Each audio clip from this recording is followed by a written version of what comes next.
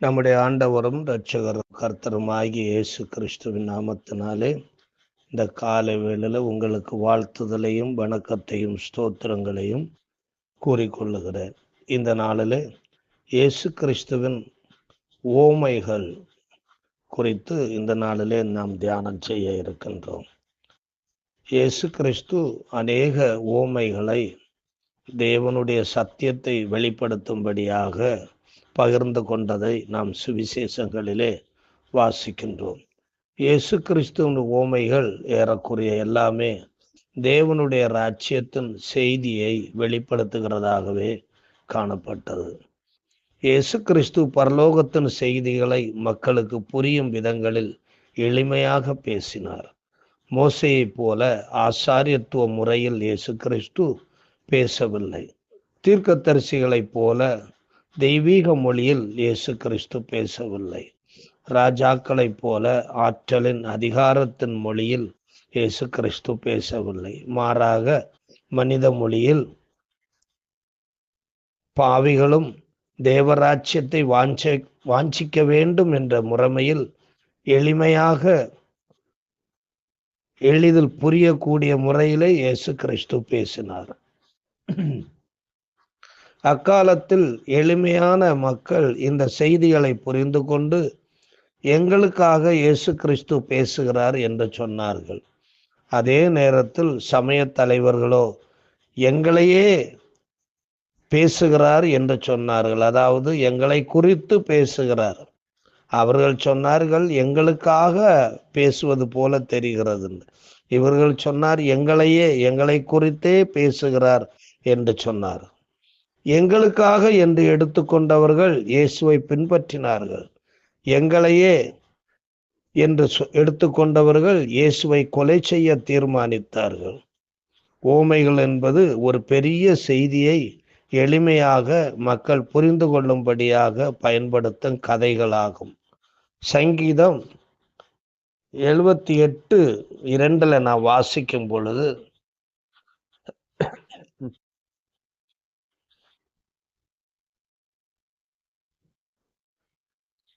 என் வாயை ஓமைகளால் திறப்பேன், பூர்வகாலத்து மறைபொருட்களை வெளிப்படுத்துவேன் என்று சங்கீதக்காரனாகிய தாவீது சொல்லுகிறார். இயேசு கிறிஸ்து சொல்லுகிறார் மத்தேயு 13:10-17 வரையிலும் இயேசு கிறிஸ்து இந்த ஊமை குறித்து ஒரு விஷயம் சொல்லுகிறார்.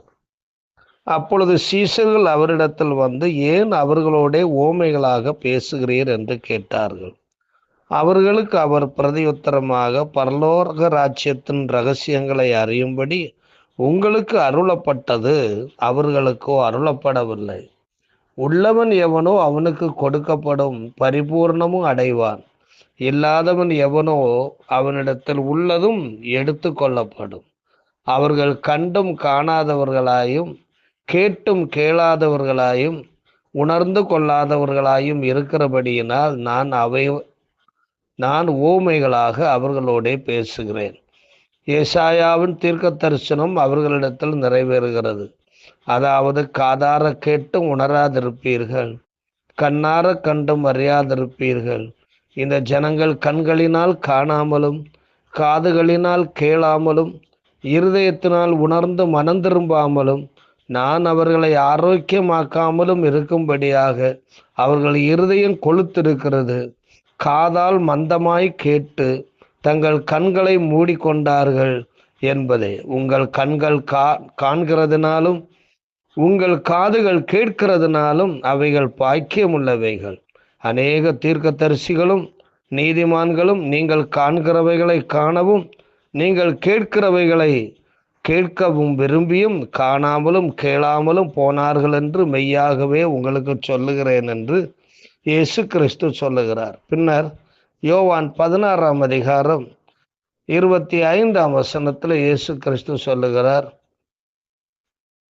இவைகளை நான் ஓமைகளாய் உங்களுடன் பேசுகிறேன். காலம் வரும், அப்பொழுது நான் ஓமைகளாய் உங்களுடனே பேசாமல் பிதாவை குறித்து வெளிப்படையாக உங்களுக்கு அறிவிப்பேன் என்று இயேசு கிறிஸ்து சொல்லுகிறார்.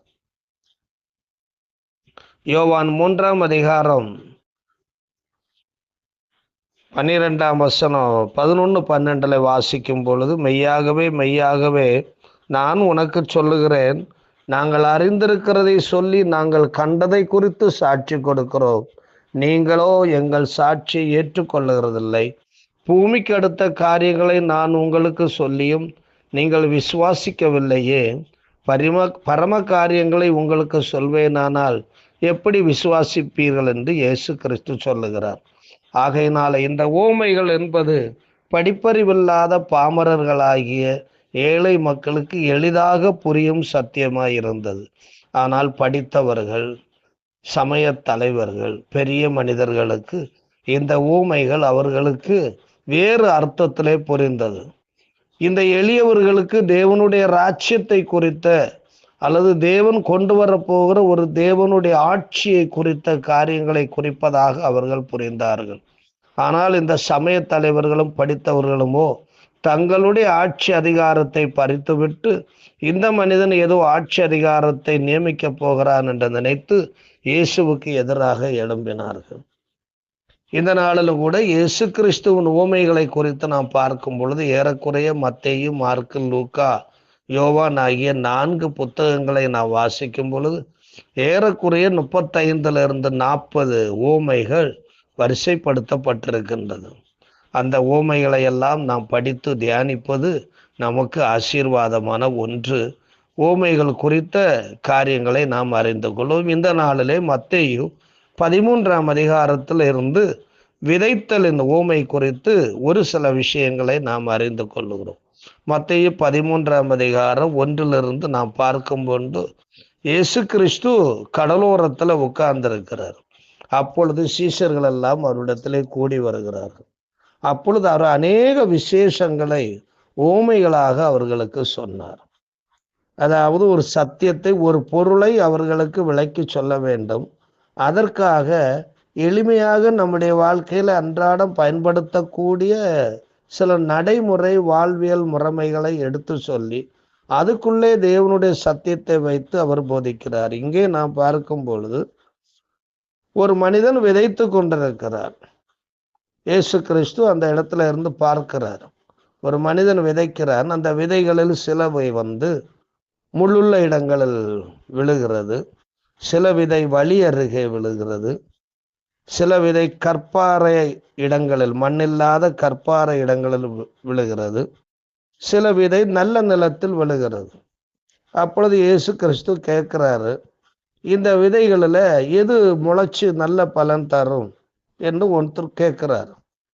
அப்போ அவங்க ஒன்று சொல்றாங்க. அப்போ இயேசு கிறிஸ்து சொல்றார், முள்ளுள்ள இடங்களில் விதைக்கப்பட்டதோ, அங்க விழுந்ததோ, வழி அருகே விழுந்ததோ, கற்பாறையான இடத்தில் விழுந்ததோ பலன்களை கொடுக்காது. சிலவை முளைக்கும், சிலவை முளைக்காமலும் போய்விடும். சில விதைகளை யாரோ பொறுக்கி கொண்டும் போய்விடுவார்கள். ஆனால் நல்ல நிலத்தில் விழுந்த விதைகள், விதைக்கப்பட்ட விதைகள், அது முளைத்து ஒன்று 30, ஒன்று 60, ஒன்று 100 பலன்களை தரும் என்று இயேசு கிறிஸ்து சீஷர்களுக்கு சொல்லுகிறார்.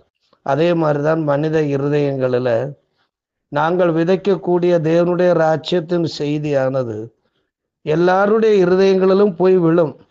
எல்லாருடைய சிந்தைகளிலும் போய் தேவ வார்த்தைகள் விழும்.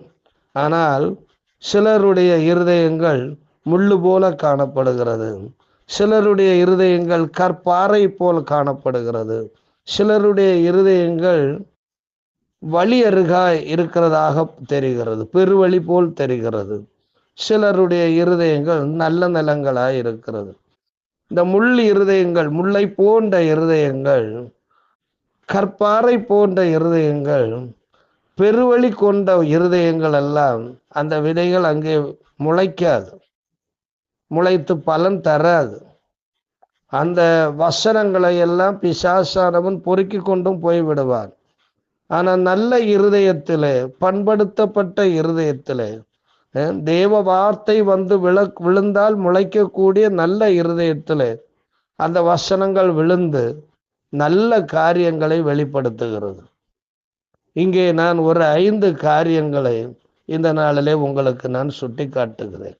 ஒரு நல்ல நிலமாகிய ஒரு நல்ல இருதயத்திலே கர்த்தருடைய வார்த்தை போய் விழும் பொழுது அந்த இருதயம் எப்படி மாறும், அந்த மனிதன் என்ன கண்டிஷனுக்கு மாறி வரும் என்பதை குறித்து நாம் ஒரு 5 காரியங்களை சொல்லுகிறேன். ஒன்று, அவனிலே அந்த விதைகள் அவனுக்குள்ளே விழுந்து முளைத்து நல்ல பலன்களை கொடுக்கிறது. நற்குணங்கள் அவனுக்குள்ளே அதிகரிக்கும், நல்ல குணங்கள் உண்டாகும். பழைய குணங்களெல்லாம் மாறிப்போய், கெட்ட குணங்களெல்லாம் மாறிப்போய் நற்குணங்கள் அவனுக்குள்ளே உண்டாகும். ரோமர் 15ஆம் அதிகாரம் 14ஆம் வசனம் இப்படி சொல்லுகிறது, என் சகோதரரே, நீங்கள் நற்குணத்தினால் நிறைந்தவர்களும் சகல அறிவினாலும் நிரப்பப்பட்டவர்களும் ஒருவருக்கொருவர் புத்தி சொல்ல வல்லவர்களுமாய் இருக்கிறீர்கள் என்று நானும் உங்களை குறித்து நிச்சயிக்கிறேன். இரண்டாவது, அந்த நல்ல நிலமாகிய இருதயத்தில் விதைகள் விழுந்து முளைத்து வரும்போது அங்கே நற்செயல்கள் அதிகரிக்கும், நற்கிரியைகள் அதிகரிக்கும், நல்ல செயல்களை செய்யும்படியாக முயற்சிப்பார்கள். இதுவரையிலும் துன்மார்க்கமான மனுஷர்களால் வெறுக்கப்படக்கூடிய காரியங்களை செய்து கொண்டிருந்தவர்கள் இப்பொழுது 4 பேர் மதிக்கக்கூடிய அளவிலே, 4 பேர் பின்பற்றக்கூடிய அளவிலே உள்ள நல்ல செயல்களை இவர்கள் செய்கிறவர்களாய் இருப்பார்கள். 2 கொரிந்தியர் 9ஆம் அதிகாரம் 8ஆம் வசனம் இப்படி சொல்லுகிறது, மேலும் நீங்கள் எல்லாவற்றிலும் எப்பொழுதும் சம்பூரணமுடையவர்களாயும் சகலவித நற்கிரியைகளிலும் பெருகுகிறவர்களுமாய் இருக்கும்படியாக தேவன் உங்களிடத்தில் சகலவித கிருபையையும் பெருகச் செய்ய வல்லவராய் இருக்கிறார். மூன்றாவது, இந்த விதைகள் நல்ல நிலைமை கொண்ட இருதயத்திலே விழுந்து முளைக்கும் பொழுது நற்சாட்சிகள் அங்கே உண்டாகிறது, நல்ல சாட்சிகள் உண்டாகிறது. நம்மை பின்பற்றக்கூடிய சாட்சிகள் இயேசு கிறிஸ்துவை குறித்த சாட்சிகளும் ஒழுக்க முறைகள் குறித்த சாட்சிகளும் பேச்சிலும் செயலிலும் எல்லாவற்றிலுமே நற்சாட்சி பெருகக்கூடிய அளவிலே காணப்படும். 1 தீமோத்தேயு 3ஆம் அதிகாரம் 7ஆம் வசனம் இப்படி சொல்லுகிறது, அவன் நிந்தனையிலும் பிசாசின் கண்ணியிலும் விழாதபடிக்கு புறம்பானவர்களால் நற்சாட்சி பெற்றவனுமாய் இருக்க வேண்டும். ஆதி சபையார் நற்சாட்சி பெற்றதுனால்தான் சபைகள் வளர்ந்தது. 4வது, நற்கந்தம் அதிகமாகும், நல்ல மனம் உண்டாகும். மற்றவர்கள் நம்மோடு இணைந்து கொள்ளக்கூடிய அளவுக்கு நம்மிலிருந்து நறுமணங்கள் வீசும். எப்படி ஒரு வாசனை திரவியத்தை நாம் பயன்படுத்தும் பொழுது அது மற்றவர்களுக்கு பிரியத்தை உண்டாக்குகிறதோ, அது மாதிரி தேவனுடைய வார்த்தைகள் உள்ளே போய் உள்ளே மாற்றங்களை ஏற்படுத்தி நல்ல மனத்தை வீசும். மரண வாசனையை அல்ல, ஜீவ வாசனையை கொடுக்கிறதாய் மாறும். 2 கொரிந்தியர் 2ஆம் அதிகாரம் 15ஆம் வசனம் இப்படி சொல்லுகிறது, ரட்சிக்கப்படுகிறவர்களுக்குள்ளேயும் கெட்டு போகிறவர்களுக்குள்ளேயும் நாங்கள் தேவனுக்கு கிறிஸ்துவின் நற்கந்தமாய் இருக்கிறோம் என்று சொல்லப்பட்டிருக்கிறது.